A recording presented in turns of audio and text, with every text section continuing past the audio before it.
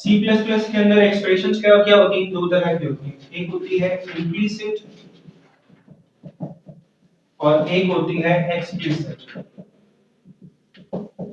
अच्छा जी, इम्प्लीसिट और एक्सप्लिसिट नाम से थोड़ा सा मुश्किल लगता है, बड़ी आसान सी चीज है, नॉर्मल सी डेफिनेशन है, नॉर्मल सी चीज है कि अगर कोई भी वर्ड जो है, कोई भी अल्फाबेट्स या कोई भी चीज आपको दे दी जाए, जैसे अगर आपके पास एक्सप्रेशन है इस तरह की, सपोज करें मैंने लिखा q is equals to a over b, q is equals to a over b। अब a over b की जो वैल्यू है ना, वो खुद ब खुद असाइन हो जाएगी इसको, q की वैल्यू को। अब देखें, सपोज करें ये हमारे पास कहां इस्तेमाल है, बड़ी इंपॉर्टेंट चीज है, ये कब इस्तेमाल होता है। सपोज करें आपके पास डाटा टाइप नहीं है, जैसे हमने बात की थी कि मैंने कहा था void का मतलब होता है कोई भी डाटा टाइप को रिटर्न नहीं करेगा।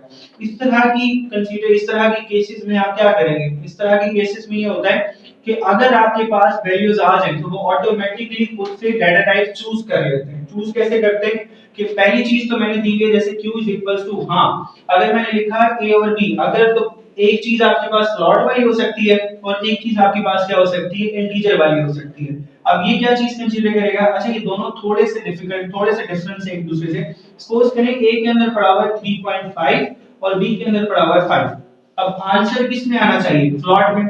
किस में आना चाहिए, फ्लोट में। लेकिन क्योंकि उसने डाटा टाइप ऊपर से दी है इंटीजर, क्या दी है, इंटीजर, मतलब मांगा हुआ है उसने इंटीजर, यानी कि int q = a over b, तो ऑब्वियस सी बात है वो किसको डिनोट हो जाएगा, खुद ब खुद इंट को। तो this is called a implicit, यानी कि वो अपनी मर्जी से जो डाटा टाइप उसको मिली हुई है, भले उसको नंबरिंग कुछ भी दे दी जाए, वो अपनी मर्जी से जो डाटा टाइप उसको मिली है वो उसी को असाइन हो जाता है, यानी कि वो इंटीजर को असाइन हो जाएगा। अगर इसी तरह अगर स्लॉट में लिखा होता तो ये स्लॉट को असाइन हो जाता, अगर कैरेक्टर लिखा हो, कैरेक्टर खैर ये नहीं हो सकता, कैरेक्टर में नहीं होता इम्प्लिसिट वगैरह। अगर a ओवर b लिखा हुआ है, अब ये वैल्यू खुद ब खुद किसको असाइन हो जाएगी, इंटीजर को। और अगर एक्सप्लिसिट की बात करें तो एक्सप्लिसिट में क्या होता है कि आपको डाटा टाइप दी नहीं गई, कुछ भी नहीं दिया गया, तो वो वैल्यू खुद ब खुद अपनी मर्जी से ऑटोमेटिकली बाय चॉइस जो आंसर आएगा वो ऑटोमेटिकली खुद से कंसीडर कर लेगा। जैसे किसी का आंसर आना चाहिए था पॉइंट में, फ्लोटिंग पॉइंट में आना चाहिए था, फ्लोट में आना चाहिए था।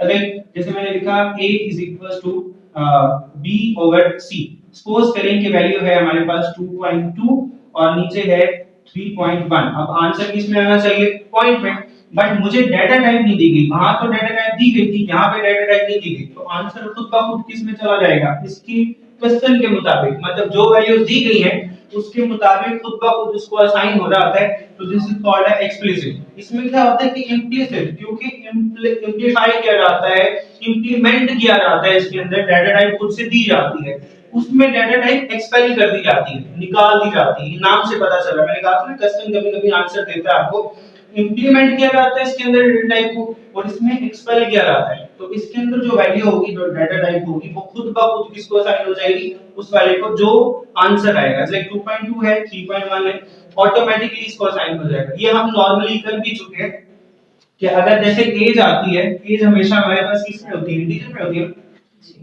कोई ये तो नहीं कहता ना कि फ्लोट में भी हो सकती है, कोई ये तो नहीं कहता होगा कि मेरी एज जो है वो 17 साल 6 घंटे 12 मिनट और 26 सेकंड चल रहा है, ये तो नहीं कह सकता ना, सिंपल सी बात है। तो अगर मैं कह दूं कि कोई नॉर्मल से बंदा है, वो कहता है भाई फ्लोट में लिखनी है आपने, एज फ्लोट में होनी चाहिए, तो उस सूरत में आप क्या करेंगे कि एज होती तो पॉइंट के अंदर है, विदाउट पॉइंट होती है। जैसे मैंने लिख दिया यहाँ पे एज = 34। अब आंसर किस में आना चाहिए, इंटीजर में, फ्लोट में कैसे आएगा, 34.00000, मतलब ना खत्म होने वाले जीरोस होंगे, अनलिमिटेड होंगे। रीजन उसने खुद का, क्यों, उसको डाटा टाइप दी गई थी, उसको डाटा टाइप दी गई थी, तो यानी कि इंप्लीमेंट की गई थी, तो ऑटोमेटिकली असाइन कर देगा इसको, भले आपने जो नंबरिंग दी है वो जिस मर्जी फॉर्म में दी है, doesn't matter, it will consider as it is, जो उसको दिया जाएगा फ्लोट के मुताबिक। तो ये इंप्लीमेंट हो रहा है, इम्प्लिसिट है। और एक्सप्लिसिट में क्या है कि जो डाटा टाइप आपको ना दी गई हो, मतलब इंप्लीमेंट ना किया गया, जैसे यहाँ पे लिखा होता है एज 34 और void। अब कोई भी डाटा टाइप रिटर्न तो करेगा नहीं, अब जब डाटा टाइप रिटर्न नहीं करता तो वो ऑटोमेटिकली किस में कंसीडर करेगा, इसको इंटीजर में। अभी किस चीज के लिए, ये हमारे लिए नहीं है, ये कंपाइलर के लिए, ये मेमोरी को शो करवाने के लिए है। क्यों? क्योंकि हर बिट्स को स्टोर करने के लिए कोई ना कोई मेमोरी चाहिए ना। मैंने बताया था इंटीजर कितने करता है 4, फ्लोट कितने करता है 4 और कैरेक्टर कितने करता है 1।